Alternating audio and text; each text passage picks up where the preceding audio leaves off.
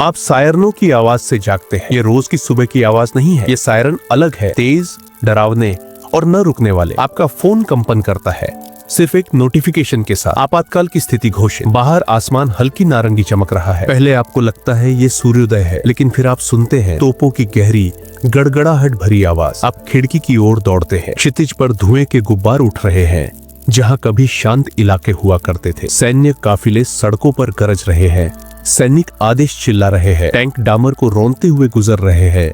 जमीन आपके पैरों तले कांप रही है। एक पड़ोसी चीखता है। एक और परिवार कार में जल्दबाजी से सामान भर रहा है। हवा में घबराहट, भ्रम और अविश्वास घुल चुका है। और फिर खबर आती है, बाल्टिक देशों पर हमला हो चुका है। दुनिया कुछ ही सेकंड में तीसरे विश्व युद्ध में डूबने वाली है। आपका दिल जोरों से धड़कता है। आपके पास कोई योजना नहीं, न तो जरूरी सामान है न समय। सवाल ये नहीं है कि युद्ध आपके पास पहुंचेगा या नहीं, सवाल ये है इतनी जल्दी। आपकी दुनिया रातों रात खत्म हो चुकी है और अब आपको तय करना होगा कि आप कैसे जिंदा रहेंगे। भाग 2, प्रसंग पृष्ठभूमि। बाल्टिक देश एस्तोनिया, लातविया और लिथुआनिया मानचित्र पर छोटे दिखते हैं, लेकिन उनका महत्व अपार है। ये NATO की पूर्वी सीमा पर बसे हैं। एक पतली सी जमीन की पट्टी जिसे सुवोल्की गैप कहते हैं, बस यही है जो उन्हें पूरी तरह कटने से रोकती है। पश्चिम में पोलैंड है, पूर्व में रूस और उसका सहयोगी बेलारूस। अगर आक्रमण शुरू होता है तो बाल्टिक देश कुछ घंटों में अलग थलग हो जाएंगे। सड़कें काट दी जाएंगी, हवाई अड्डे नष्ट कर दिए जाएंगे, संचार व्यवस्था ठप हो जाएगी। आप सिर्फ एक स्थानीय संघर्ष नहीं देख रहे होंगे, आप देख रहे होंगे विश्व युद्ध 3 की शुरुआत। NATO अनुच्छेद 5, किसी एक सदस्य पर हमला सब पर हमला है। अगर रूस बाल्टिक देशों पर चढ़ाई करता है तो अमेरिका, ब्रिटेन, फ्रांस, जर्मनी और दर्जनों सहयोगी देशों को जवाब देना ही होगा। कालिनिनग्राद रूस का एक भारी सैन्यीकृत क्षेत्र जिसमें परमाणु सक्षम मिसाइलें तैनात है, जो पोलैंड और लिथुआनिया के बीच बसा है। युद्ध शुरू होते ही यह एक हथियार भी है और एक जाल भी। ऊर्जा नाकेबंदी। यूरोप अब भी उन पाइपलाइनों, बंदरगाहों और व्यापार मार्गों पर निर्भर है जो बाल्टिक के पास से गुजरते हैं। आक्रमण होते ही ऊर्जा आपूर्ति रुक जाएगी और पूरे महाद्वीप में ब्लैकआउट छा सकता है। साइबर मोर्चा। टैंक आने से पहले ही बिजली ग्रिड, बैंक और संचार तंत्र रूसी साइबर हमलों से ढह सकते हैं। नागरिकों के लिए इसका मतलब होगा सन्नाटा। कोई फोन नहीं, कोई इंटरनेट नहीं, कोई खबर नहीं। बाल्टिक लोग यह जानते हैं, इसीलिए उनके नागरिक सर्वाइवल ग्रुप्स में प्रशिक्षण लेते हैं, सामान जमा करते हैं और अकल्पनीय के लिए तैयार रहते हैं। वे हर दिन जीते हैं ये जानते हुए कि वे वह पहला डोमिनो है जिसे गिरते ही पूरी दुनिया युद्ध में खिंच जाएगी। अगर ये कल हुआ तो आप सिर्फ टीवी पर नहीं देखेंगे, आप तुरंत उसकी गूंज महसूस करेंगे। बाजार धराशायी, उड़ानें रद्द,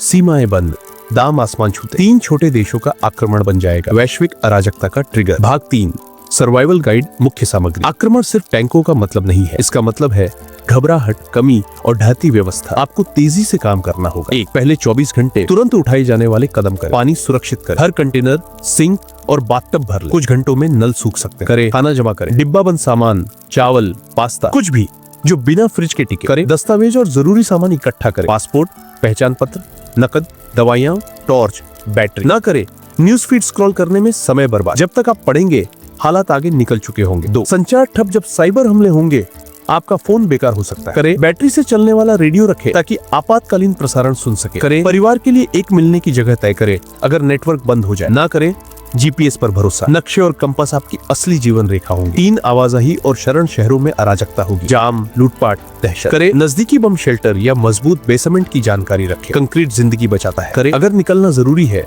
तो सड़कों के जाम होने से पहले निकले। ना करें बिना योजना भागे। बिना दिशा भटकना वहीं रुकने से भी ज्यादा खतरनाक हो सकता है। 4, ऊर्जा और गर्माहट। बिजली ग्रिड सबसे पहले निशाना बन सकते हैं। करें। मोमबत्तियां, आग जलाने के साधन, कंबल और गर्म कपड़े तैयार रखें। करें। एक छोटा गैस स्टोव या कैंपिंग किट रखें खाना बनाने के लिए। न करें सुपरमार्केट पर भरोसा, कुछ घंटों में शेल्फ खाली होंगे। 5, मानसिक युद्ध। डर आग से भी तेज फैलता है। करें। शांत रहे, सोच समझकर काम करें, दूसरे आपके कदमों का अनुसरण करेंगे। करें। जानकारी छाटे। अफवाहें गोलियों जितनी खतरनाक होती है। ना करें। मान लें कि सरकार तुरंत आपको बचा लेगी। युद्ध के शुरुआती दिनों में आप खुद ही अपनी डाल है। लंबी अवधि का सर्वाइवल। अगर युद्ध महीनों तक खींच गया तो लड़ाई दिनों की नहीं रहेगी, ये महीनों की होगी। करें। पड़ोसियों के साथ नेटवर्क बनाएं। कौशल और सामान साझा करने से सबकी संभावनाएं बढ़ती है। करें। बुनियादी फर्स्ट एड और आत्मरक्षा सीखें। अस्पताल भरे या तबाह हो सकते हैं। ना करें पूरी तरह अकेले न पड़े। अकेले आप कमजोर हैं, साथ मिलकर आप मजबूत हैं। बाल्टिक देशों का आक्रमण पूरी दुनिया में लहरें भेजेगा और जब वह लहर आपके पास पहुंचेगी आपकी तैयारी ही तय करेगी